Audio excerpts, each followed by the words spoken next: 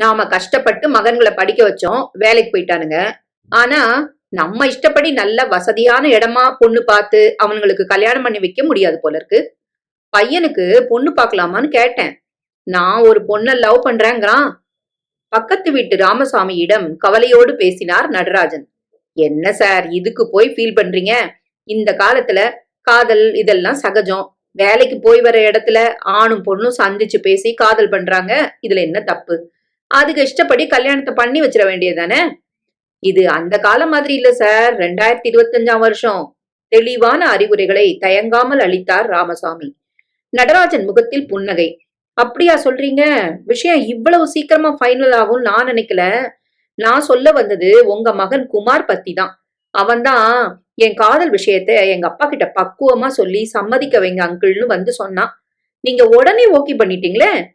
நடராஜன் சொன்னதும் ராமசாமிக்கு தலை சுற்ற ஆரம்பித்தது. படித்ததில் பிடித்தது.